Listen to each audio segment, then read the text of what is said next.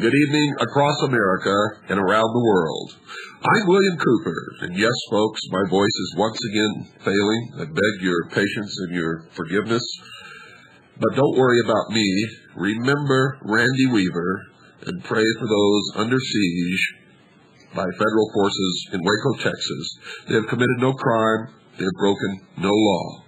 The Hour of the Time is brought to you tonight by Swiss America Trading. In 1976, folks, we had an economy struggling out of recession. We had low interest rates, cheap gold, and depressed hard assets. We elected a president that was a Southern liberal Democrat governor, a Washington outsider. He had an ultra-liberal running mate, promised to tax big corporations, promised more, better jobs, and use more government spending to stimulate the economy. Well, all this sounds very similar to the president we just elected, doesn't it? Between 1976 and 1980, the inflation rate soared to double digits. Wise investors sought the protection of gold and silver, which ultimately went up over 500%. Now, if you feel that paper assets will be safe for the next 4 years, ignore this offer. If your assets are protected against high inflation, high interest rates, a possible currency recall, or government collapse, then relax. You've got nothing to worry about. If you feel the government is going to look out for your best interest, then don't call. But if you're like me, William Cooper, and many, many others who have really looked at the economy of this country and really understand who and what the Federal Reserve represents and the real purpose of the Internal Revenue Service, then call Swiss America Trading at 1-800-289-2646. That's 1-800-289-2646.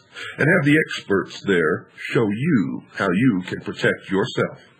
Call 1-800-289-2646. That's 1-800-289-2646. And mention my name, William Cooper, for a free newsletter on protecting your future. Call today. Call right now. 1-800-289-2646. And tell them William Cooper sent you.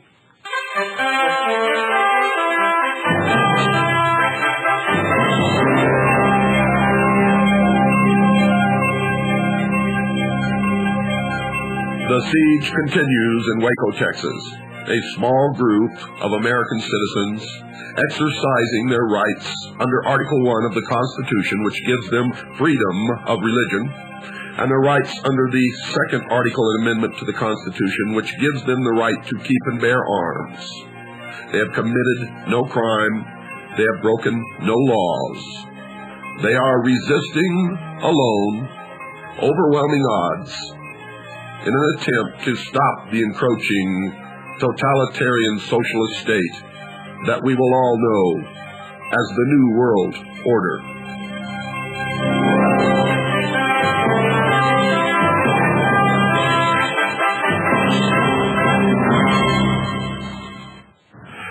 The person on the other end of the line here with me is Mr. Gary Hunt, who's been in Waco, Texas since shortly after the beginning of this month and has been following everything that's been happening there. And we're going to get his version of what he's seen, what he's heard from the people that he's talked to, the experiences that he's had with the law enforcement agencies, and those people known as Branch Davidian, who are still held hostage by federal stormtroopers in Waco, Texas. Gary, welcome to the Hour of the Time. Thank you, Bill. What can you tell us about the situation as it stands right now? Well, right now, the siege continues. The optimism of the Branch Davidians is higher than it has been in the first 10 days of the siege, at least. I think they're becoming aware that America is behind them, or at least the people of America. How are they finding this out, Gary? Do they have a shortwave radio? Do they have regular radios? Or are they able to hear what's going on outside that compound? We know at least that they're picking up KGBS out of Dallas, an AM station, and that they are picking up the press conferences that are held every morning at 10:30. Great. Well, they do have a lot of support out here from patriots who really understand what this is all about, and that it really is the second battle in a war that's being fought against the American people. Why did you go to Waco, Texas, Gary? Well, Sunday, February 28th, a friend of mine from Kerrville, Texas, called me and asked me if I knew what was occurring in Waco. At the time, about 11:34 at the time, I did not. The events here had just begun unfolding. I called a local TV station, Channel 10, which had covered the original siege, and in speaking with the reporter there, as he was reading off the monitor, he kept referring to the cult. However, in a casual conversation, he mentioned that they were a sect. I realized then that something was beginning to influence the press, and the story sounded quite a bit like what happened last August up in Idaho. I continued to follow that through Thursday of that first week, and by then I realized that something was occurring down here that was going to significantly affect American history or the course of our country for some time to come. By Saturday, then, I was prepared to leave my business and come out here for the duration. I did not expect at the time that it would be nearly this long, but I wanted to see firsthand what was happening and attempt to affect that if I could. I've been out here since, and I do plan on staying until this is over. Well, I commend you for that, Gary, and I think there should be many more people down there lending support to those people. And I firmly believe that if 2 or 3 million Americans would show up and just very quietly stand unarmed around that compound, that the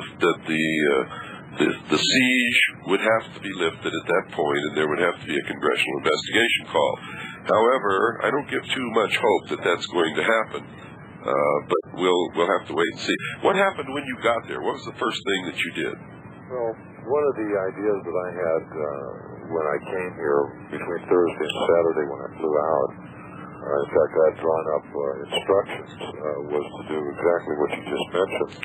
I had been told by some people that first Saturday when I left that there would be between 200 and 500 people here. And then Sunday morning, that number I've been told had raised to 900 people. As was, about 80 people showed up in Waco. And out of those 80, 20 were willing at one point to go out and physically intervene, unarmed, but to enter the conference area and camp out between the bad forces and the Camp Davidian Church. By the time we were ready to go, that had dwindled to perhaps 3 of us still willing to go as they discussed the potential risk of going against the Army out there. Well, that's what happens when things get down to real nitty-gritty, real protecting your country.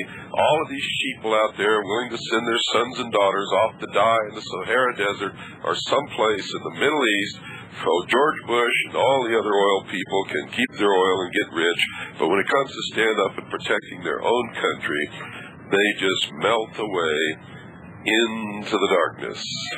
Why does that happen? If people would stop and think what is happening here in Waco, that the Branch Davidians are perhaps the only patriots in this country. Right now, with their very lives, they're defending every door in this country, and very few of us are willing to offer them any assistance in that effort. That's correct. With their efforts, there's not a door in this country that's not susceptible to being broken down by the same stormtroopers that have attempted to break down their door. Absolutely, and I believe that if the people of the United States lose this battle, because the people in this compound that are surrounded and being held under siege are fighting a battle for all of us, all of our rights and freedoms, all of our Creator-endowed rights, all of the protections given to us by the Constitution and the Bill of Rights. And if we lose this battle, I believe that will signify the end of the United States of America as we have traditionally known it, and will give the total go-ahead for the New World Order to persecute, to hound, to confiscate, to murder whoever and whatever they will. What do you feel about that, Gary? I feel the same. I've equated the events down here. Now, Randy Weaver was a small family. He was lost in the press. Waco is not. We're all aware of this. This I equate with Lexington and Concord. Absolutely. The issues are similar. We've got the opposing army. We've got the attempt to secure the weapons that were stored in Concord back 220 years ago. The British have come, and the defenders are standing there. If we think back of those, I guess about 100 Americans, the first Americans, that stood against the British troops, had they not been willing to give their lives for a cause, then we wouldn't have what was once the greatest nation in the world, and could be again if we can develop the same spirit and willingness to defend our neighbors as we would like them to defend us that made this great nation. Well, President Roosevelt once said, the way to end this problem is to put a chicken in every pot. And what he meant by that is if we can just give everybody something to eat, they'll be happy, and there won't be any rebellions, there won't be any uprisings, there won't be any dissension, and we can go ahead and institute whatever kind of government we want. You think the American people have bought into that? Oh, I think they have. I think that Roosevelt forgot to tell them how much that chicken was going to cost. Boy, we're finding out now, aren't we? What started this thing, Gary? What happened in Waco, Texas? Let's go back a little bit further. I remember the first press conference that I saw on television after they had lost four BATF agents to the gunfire from the compound. They said that they were there because a foreign agent or a foreign person from some other country had informed the State Department that the members of Branch Davidian in Waco, Texas were preparing to commit mass suicide, much as the Jonestown mass suicide that occurred in Guyana.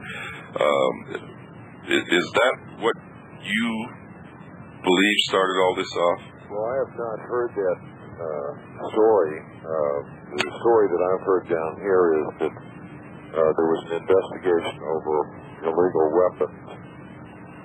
That investigation had gone on for the 8 months. The sheriff of the county, Jack Harwell, had participated in the investigation.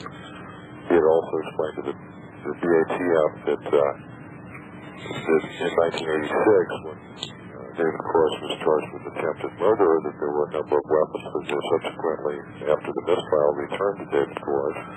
But the investigation had gone in 8 months. The last, I think, 2 months were spent in training down at Fort Hood for the actual assault itself. There were 3 warrants. One was an arrest warrant, and 2 were search warrants. Those are still sealed, so we don't know what the purpose was. The BATF, early on when they were more cooperative with me, did say that it was an illegal weapon arrest, and that the warrant, or one of the warrants at least, search warrants, was for illegal weapons. We've heard a number of stories since then. We have subsequently heard allegations of mass suicide. Those disappeared very quickly when reality or common sense.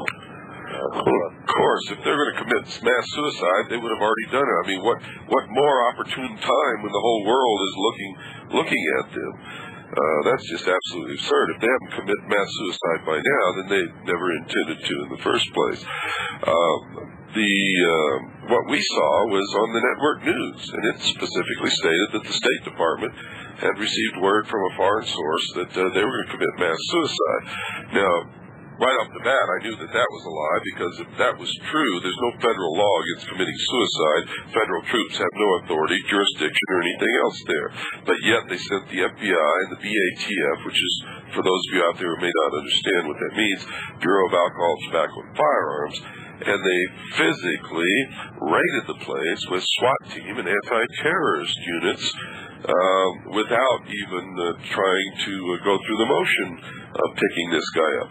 We know for a fact that he goes into Waco once a week and eats in the same restaurant at the same table every night, at that time, every week, at the same time. And if they really wanted him, all they had to do was wait for him to go in and pick him up by himself. We also know he's always cooperated with local officials, and whenever they've asked him to come in and speak to them, he's never hesitated to do it.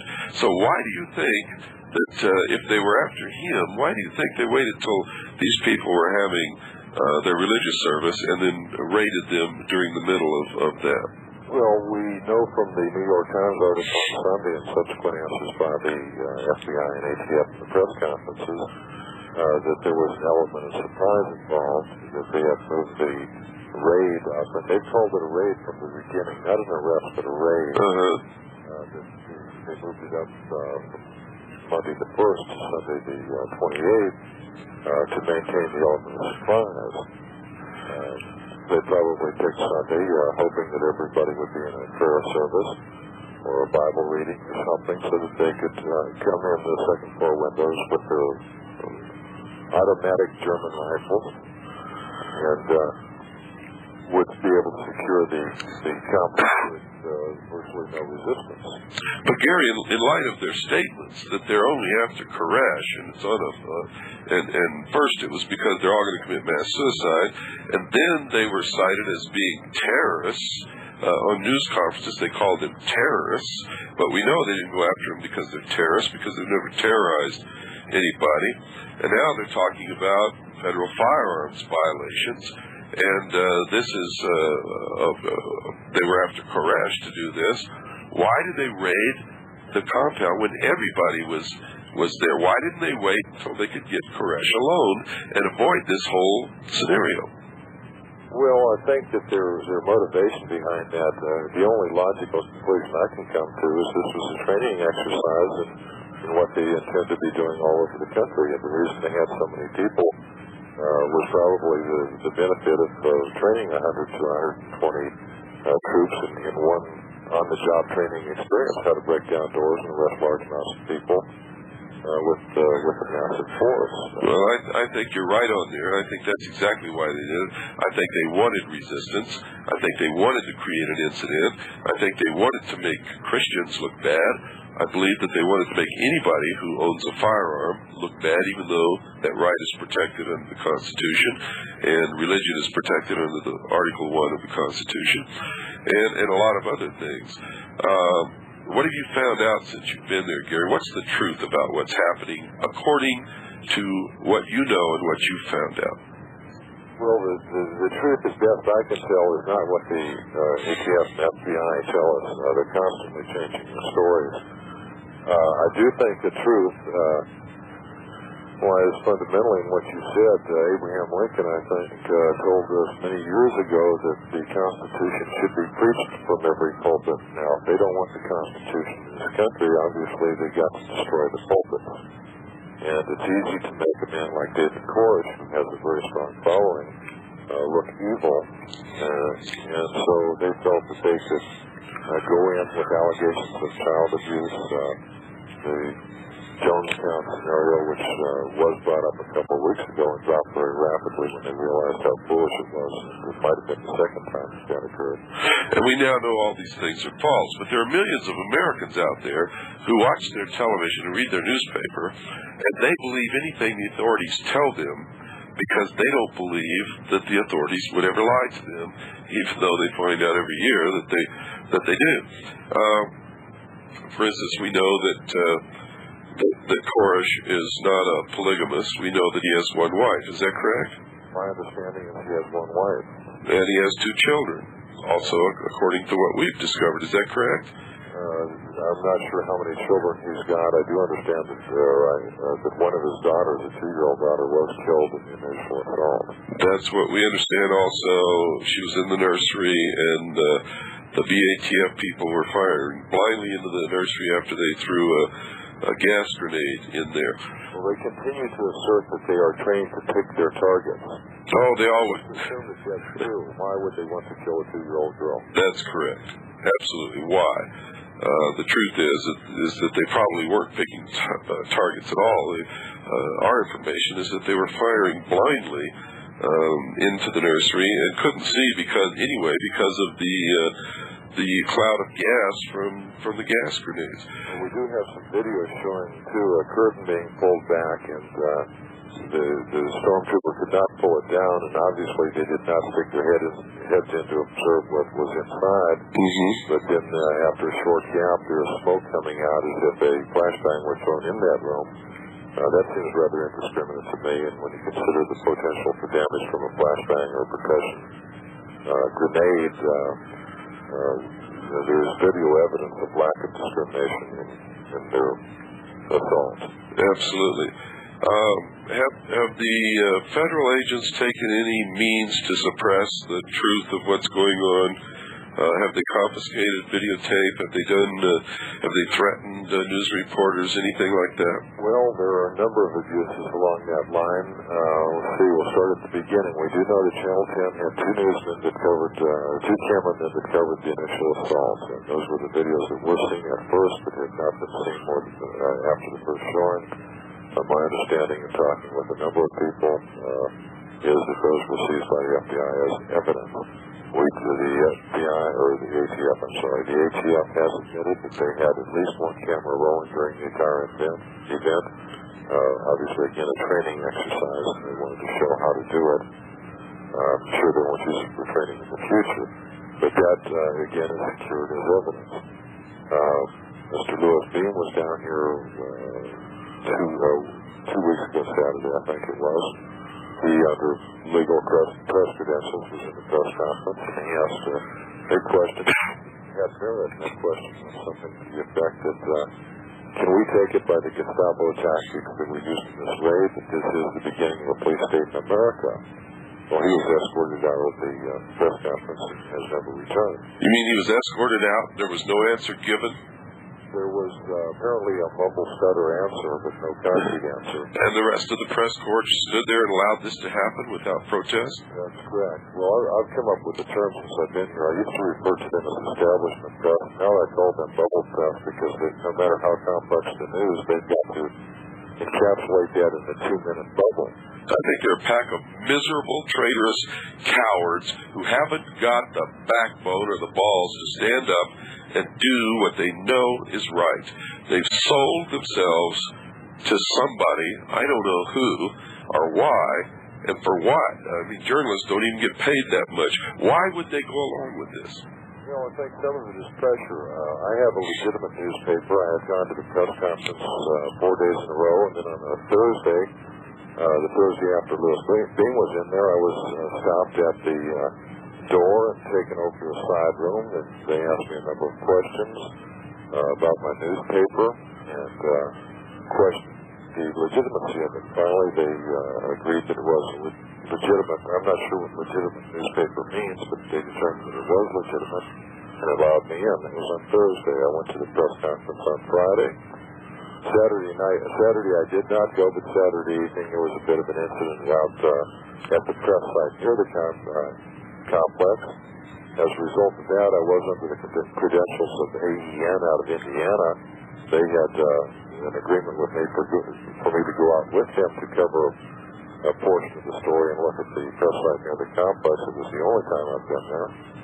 On exiting, we were told that they were falsified credentials and interrogated by the FBI and finally released. On Sunday, I was not allowed in the press conference, and from Sunday through Friday, I kept trying to get an explanation as to why I was not allowed, because my credentials had been proven legitimate. Only one reporter stood up for my position, and Stick Reeves with the Dallas Observer. I will say that of all the press people, he is the only one that doesn't feel that there are different levels of press, and that virtually every member of the press should be allowed into the press conferences. Well, absolutely. I know that Article 1 of the Constitution of the United States of America makes no distinction between different levels of the press. It says that the freedom of the press shall not be infringed. Well, I think one definition of press credentials now, and it is probably correct, is press credentials allow you the right that every citizen should have in this country. That's true. That's very true. Well, let's go to the beginning of this, Gary. Do you think that the people at Branch Davidian knew that this raid was going to occur? They may have. They have been investigated by a TV program that works near them, and I think the same thing's going on up in Montana right now. They had been investigated by the Waco Tribune. The Waco Tribune broke their story on Saturday, and now the FBI ATF are trying to accuse the Waco Tribune of leaking information to the Branch Davidians. That's kind of interesting. I always liked it when I could tell you a secret, but I expected you to have to privilege the secret more than I privileged it myself when I told you. Not only that, it sounds like the Fed is admitting that they were briefing the local news media that something was going to happen. Well, it appears to be, and we understand, too, that in Oklahoma right now, they have finished the set for a FBI story movie on the raid at Waco. Apparently that was under construction before the raid began.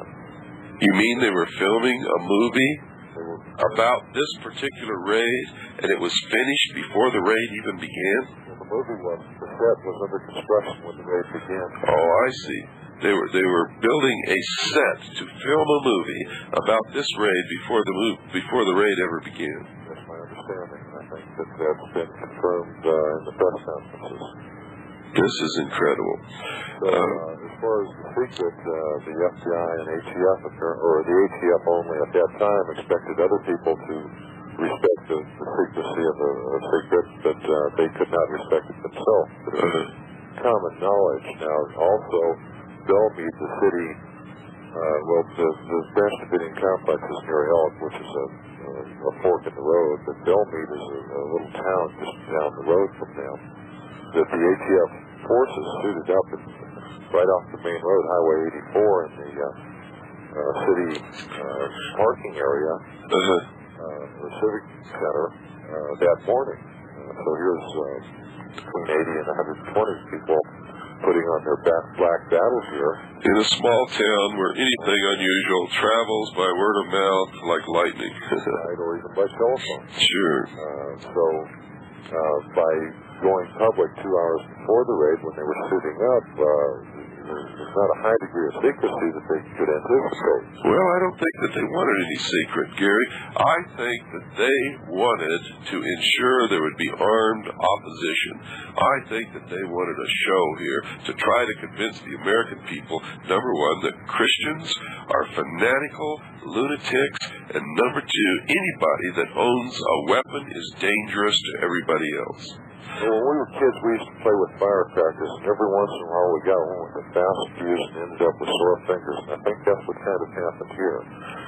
They certainly are going to have some sore fingers. They expected that there would be casualties on the other side, perhaps their own side. That's evidenced by the fact that they did not advise their own people of what to expect, that there might be automatic weapons, and whether there are or not, we still have to determine. That's true. We don't hear any automatic fire at all, so it's hard to tell if there was full automatic fire. Well, I can tell you from my experience in Vietnam is that unless a person has been practicing and using an automatic weapon for some time, that they usually never can hit anything, and most people who fire automatic weapons who haven't been using them and aren't expert with them and haven't been firing them for quite some time usually expend all the ammunition shooting at the moon. So the fact that 4 BATF officers and several others were wounded, 4 were killed and several others were wounded, would tell me that these people in there either have had a hell of a lot of practice with automatic weapons, and I don't believe that they have any, number one, or number two, were just good shots who were protecting something that they held dear, so they made sure that their bullets counted. Let's go to the beginning of this, Gary, and how did all this come about? What happened? Oops, I'm sorry, we can't do that. Gary, hold on. We've got to take a short break. Folks, don't go away. We'll be right back after this pause. How did all this come about? What happened? As far as what? Well, you've already told us that they came into town and were suiting up hours before the thing happened, and that obviously the press knew what was going to happen because they accused the press of warning these people. So this whole thing was planned well in advance. Press were obviously briefed. They came in early that day and suited up in plain view of all the townspeople, which is just asking for these people to be warned. And then what did they do? Well, the Channel 10 newsmen were present at the site before the ATF rolled in. So that proves a prior briefing, without any shadow of a doubt. Correct. And the ATF people were friendly towards the press people at that point in time. The Waco Tribune was out there. The Waco Tribune vehicle was run over by a Bradley later on, allegedly pushing it out of the road. It was flattened like a pancake. But originally, early on, before it unfolded the way it did, there was an agreeable nature to the ATF forces towards the press. After the ATF got their backside shot up as badly as they did, they were very antagonistic towards the press, as was evidenced by the Waco Tribune vehicle being rolled over, and some of the attitudes that are seen on some of the videos of angry voices towards the press. They got caught. Things went wrong. They got caught, and they didn't like the idea of this being public. All of a sudden, it didn't go their way. Well, they're obviously extremely embarrassed, as they should be. So how did they get in there? What started all this thing off? Well, as near as I can tell, in talking with the people here in the original video that was apparently just one time on Channel 10, the ATF vehicles rolled up into the complex area. The bad forces jumped out of the vehicles then and began running towards the building. Some were hiding behind their vehicles. Apparently they did have a plan, and people have objectives. There were at least 2 cattle trucks with tarps. Out of those trucks jumped stormtroopers with ladders, aluminum ladders. They ran up and began climbing up to the rooftops to enter serve arrest papers through second-story windows. Now, my understanding at that point is that David Koresh came outside. Now, there are 3 pieces of evidence that we have that kind of support this. Sharon Wheeler, that first week, was saying we were outgunned. They had guns that could shoot through doors. We did not. About a week later, Bob Ricks from the FBI stated that David Koresh ran back inside, slammed the door, and then they began firing inside the complex. Now, why would she say they have guns that could shoot through doors and we do not? Well, the only thing that I don't quite understand that. I'm not sure. I understand there were M16s, possibly AK-47s inside. There's no indication that there was any 50 caliber machine gun or semi-automatic fire from inside. But the stormtroopers were using MP5s, which is 9mm German-made, and I guess there were some M16s or AR-15s as well, and then they were using 9mm pistols. Well, we know that all of those will shoot through a normal door. A normal door now, assuming this is built more like a farm, it could have been 1.5 or 2 inches of wood in the door. I don't know why she said that, but it does tell us something. That David Koresh could not have been shot through the door if Sharon Wheeler was correct. Well, if she's correct, sounds to me like she was trying to say something that the American people would interpret as meaning that these people had some kind of terrible weapons, when all the indications and all of the testimony that I've heard and that my agents from CAGI, the Citizens Agency for Joint Intelligence, have heard is that they don't have these kinds of weapons at all. And if they do, they certainly haven't used them yet. Well, initially the story of the 50 caliber was very strong, but then it dropped after I turned out a press release regarding that. And I'll get into that in a minute, but I'd like to show how this evidence shows the ATF must have fired first. Okay, well, we've got Sharon Wheeler stating that they could shoot through doors, we could not. We've got Bob Rick saying that David Koresh ran back inside, the people inside then began firing. Well, David Koresh, we know, was shot in the side and neither the arm or the hand. He received 2 shots. Presumably, they must have happened before he went back inside, because then he was inside the fortified building.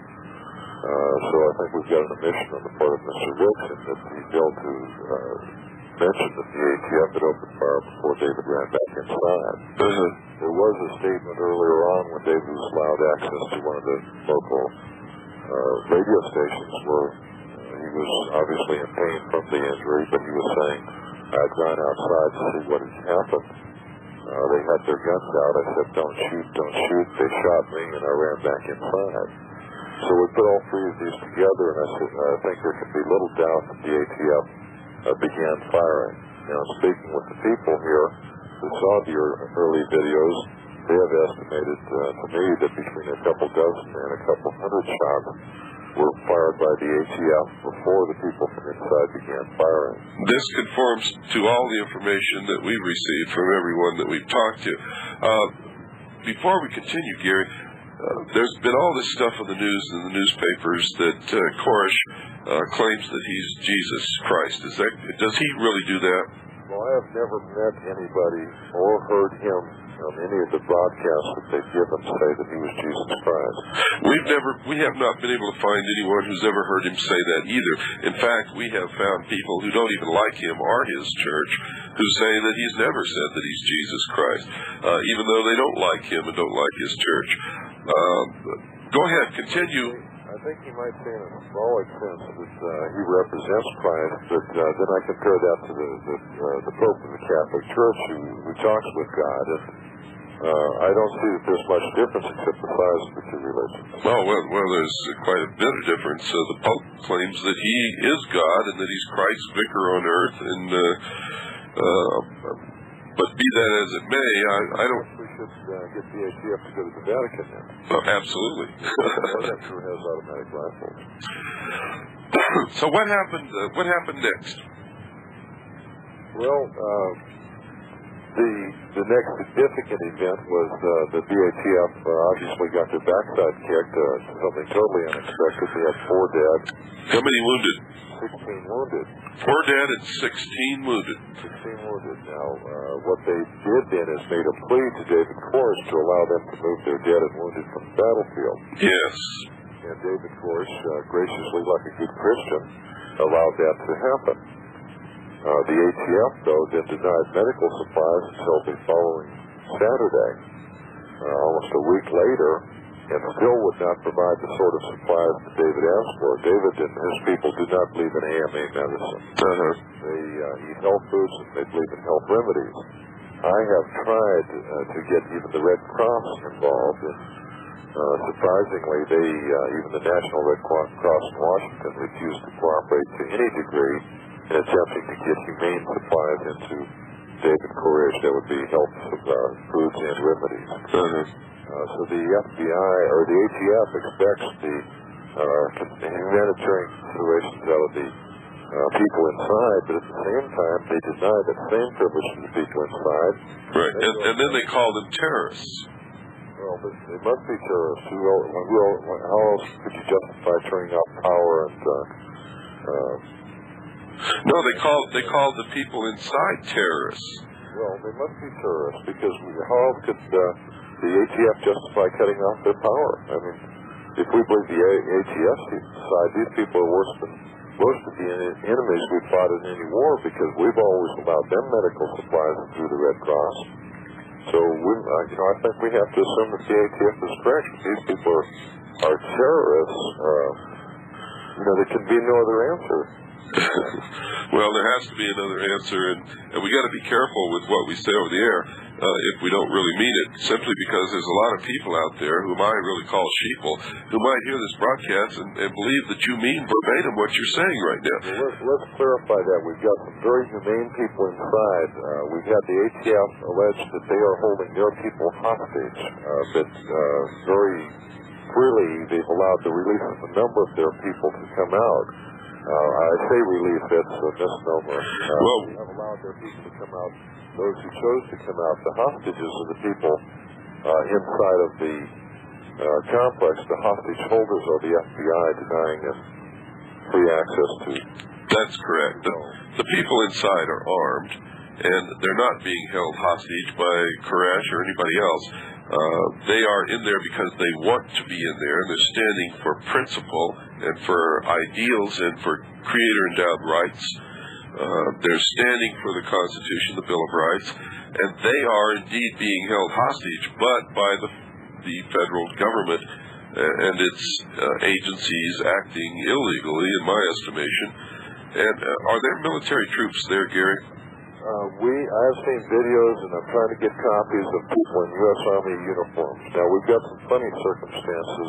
Just recently in a press conference, the ATF, or the FBI, in an attempt to justify the use of 3 National Guard helicopters in the initial assault, said that the National Guard was using infrared to determine if there was an amphetamine lab inside of this church.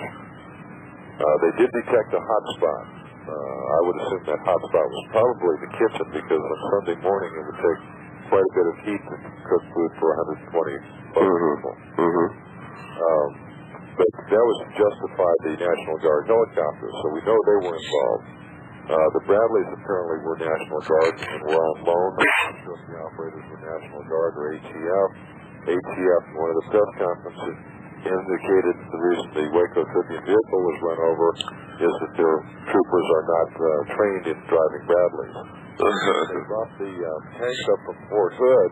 My understanding was that the National Guard would not supply drivers for the tanks or the tanks themselves, and that active duty United States Army personnel were brought into this engagement.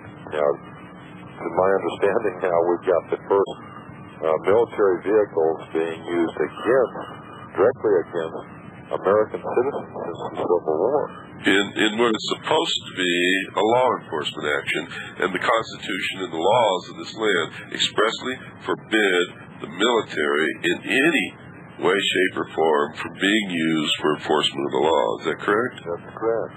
Now, you mentioned something, law enforcement. Remember, these used to be peace officers. Now they're law enforcement. They were serving a very simple arrest warrant. When I was a kid, I remember the no-knock warrant. Anytime a no-knock warrant was issued, the press made a big deal of it. It was a rare exception that a no-knock could be issued. It's become a way of life. I mean, in this no-knock, they were entering windows and everything else. The world has changed a lot in my lifetime, and to call this law enforcement when they use 120 people to serve an arrest warrant, to search warrants, I think we've gone beyond the police state, and we've actually stepped over into a military state. Well, that's what I believe, and I think it happened a long time ago, and they're just now letting us know and exercising the powers that they've had by treaty under the United Nations Charter and through the UN Participation Act, the Disarmament Agency, the Disarmament Act, and many, many others that people don't know much about but are just beginning to become aware of. What have you found out about the way that this was carried out? For instance, you were telling me earlier off the air about the ATF agents pulling aside curtains and throwing something inside. Could you go over that with us? Well, we have a video that was broadcast a few times on the first day and was subsequently edited down considerably. In that video, there are 4 ATF soldiers climbing a ladder to a window. Now, that window was identified in maps drawings produced by ATF to be to their ammunition storage area on the 2nd floor. It would seem foolish to store ammunition on the second floor. It would seem more practical to store it in an underground bunker. One of the people that got out later identified that room as David Forrest's bedroom. At any rate, these 4 troopers climb the ladder. One lies prone facing up the gabled roof to protect against anybody coming over the roof. The other 3 then are right at the window. One of them begins breaking out the window. Then there's a gap in the video, and then you see a smoke billowing out of the window as if the flashbang were thrown in there, the percussion grenade. And then 3 BATF agents climb in the window. Then there's a gap in the film, and then you see now this next scene is one that you see over and over again. You see a BATF soldier right next to the window with gun in hand facing the window, and then 4 or 5 rounds come through the wall behind him, large holes explode in the wall. Then one strikes apparently right by his Kevlar helmet, knocking him down, where he lies still on the roof for a few seconds, and then he got up slowly and started moving towards the ladder. Now, I'm not sure if the other 3 stormtroopers were still inside that room when that occurred. If they were, they must have been killed inside, or they were doing firing that hit the one trooper. Our information is that 2 of the dead BATF personnel were killed by the Branch Davidians, and 2 were killed by their own fire. Do you have any confirmation of any of that? So I've been trying to get as much proof of anything as possible, and so I end up relying a lot on the ATF conferences. We have been told that 2 were killed on a roof and 2 were killed on the ground. In the press conference the other day, there was an Officer Williams, or Agent Williams, who apparently was shot, went down, got back up, began firing again, was shot again, and went down. However, Williams' autopsy apparently reports that he was only shot once, and that shot entered the side of his neck and went out the other side. Now, the FBI then, when they described what happened to Officer Williams, is he was behind cover. Now, the difference between cover and concealment is simple. Concealment hides you visually, but doesn't protect you from bullets. Cover is protection from bullets. If he was under cover and was facing and firing towards the Branch Davidians, it is hard to understand how a bullet went from side to side through his neck. They would not have been exposed to hostile fire, and it appears then that there was perhaps friendly fire that killed Agent Williams. That is the only one that I can say appears to, from the evidence that I've been able to gather, appears to have been a friendly fire casualty. How about children, Gary? Initially, I heard that possibly a number of children were killed in the initial raid. The only one we know for sure was David Koresch's 2-year-old daughter. The videos that have come out in the past few days, the FBI, by their own count, has 12 children. They claim that they have seen pictures of 5 other children. So according... 17 children are supposed to be inside, and one of those 17 children is supposed to be dead. So I don't know if the other 5 exist or not. Some of the rumors here, since one of the areas attacked was the children's living quarters and nursery area, some of the people believe here that perhaps more children were killed by the discriminant fire, as the ATF calls it. They're supposed to pick their targets before they fire. Apparently they did pick at least one child, perhaps more, to be targeted. Okay. Well, Gary, what do you think is going to transpire in the next few days? Well, a lot of progress has been made. When I first got here, I spoke with Commander Maurice Cook of the Texas Rangers and asked him, well, with Eric Leiter and Nancy LaRosa, we did file a criminal complaint against the Texas Rangers and the sheriff and serve them for failure to perform their duty. Shortly after that, I spoke to Commander Cook, and he told me that politically he was not allowed to get involved in this. and I told them what my objectives were, and that was first to save lives, and second to make sure that justice was served. But politics would allow, he would take over the investigation and or jurisdiction. This morning I spoke to Commander Cook, Tuesday morning. I spoke to Commander Cook, and he assured, I had heard from the FBI that the investigation jurisdiction has been turned over to them. He did confirm that when the time comes for the investigation, that the Texas Rangers will conduct the investigation. He assured me that if people walked out right now, he would have Rangers on the scene within 10 minutes. He assured me that they would make every effort to make sure that there is no destruction or tampering or creating of evidence. And I feel very comfortable that Commander Cook understands the implications and the potential. I have sent a copy of the Mountain of Lies to him, so he understands what happened in Idaho. And I feel very comfortable, at least now, that justice will be served when this is over. We do have to assume that there will be a subpoena power that will get the videos, and that perhaps we will find out that the crime was not committed by the people inside, but in fact committed by the ATF forces and assaulted the complex. Well, all the information that we've gleaned is that that's exactly what happened, that the only crimes that were committed have been committed by the FBI and the Bureau of Alcohol, Tobacco, and Firearms. Now, the information that we have gleaned so far that we've already done in one show has come partly from Nancy LaRosa and her friend whom you mentioned, Eric Leiter, and several of the residents who live in the vicinity. How long are you going to stay on the scene, Gary? As long as the FBI is here, I'll be here. Well, that may be for some time now. Do you see any signs of the people inside the compound weakening? No, in fact, let me relate something rather interesting. I'm a Vietnam veteran as well, and I think we both understand what might be called siege mentality. Yes. When you're under fire and there's no relief in sight, and you're surrounded, outnumbered, armed, that there's a futility and a frustration. On Monday the 8th, we heard David Koresh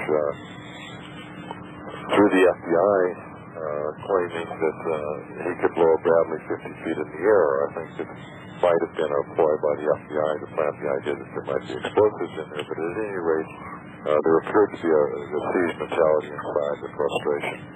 On Tuesday morning on the Ron Engelman show, KGBS Dallas AM radio station that we know they listen to, Ron Engelman and I had worked out an attempt to get some communication out of the complex. The previous Friday, the 5th, that had worked in determining if there was need for medical supplies. I was introduced as being a land surveyor and the editor of the newspaper, and that why I was there. And then a series of questions were posed, and there's a single question: do you want somebody to come in? Would you promise guarantee Gary on safety if he came in? Do you want somebody that's not as affiliated with law enforcement, somebody that's looking for a peaceful solution? The antenna was located, which was the signal for an affirmative answer that was worked out the previous Friday. The second question posed then was to grant Gary Hunt power of attorney to represent you and to enter the complex. And again, this time it was described as vigorous movement of the antenna. And we feel that the power of attorney was conveyed by that. That has not been denied by anybody at this time. Less than 2 hours, or one of the discussions also included using a white sheet to indicate, out the window to indicate things. But within 2 hours, the first sign came out in red, God help us, send in the press. We saw optimism come out of the complex for the first time and virtually broke the siege mentality and broke the FBI's efforts to oppress these people into submission. And their optimism has stayed up since then. Dick DeGurian, an attorney from Houston, has gone in the last 2 days to speak with David Koresh. There still is no indication that they're ready to surrender. we're hoping that the things will change. I've spoken with Melvin Belli's office, and he's got a representative coming out here, and I think he'll be working with us. Dick DeGurian is just a bar attorney, and Melvin Belli is known as a reputation for being a fighter. We've discussed jurisdiction. I can't discuss our tactics at this point. But nor should you. But I do think that there is a possibility that even more justice can prevail if we can get involved and get in complete domestic coercion. And that's what our efforts will be. Well, Gary, we thank you, and we wish you luck, and we'll be checking in with you from time to time, as well as with our other CAGI members who are down in Waco, Texas, covering events as they happen. Until next time, folks, good night, and God bless you all. And to all of the hostages in the compound known as Branch Davidian, God bless you, and keep you safe. Amen.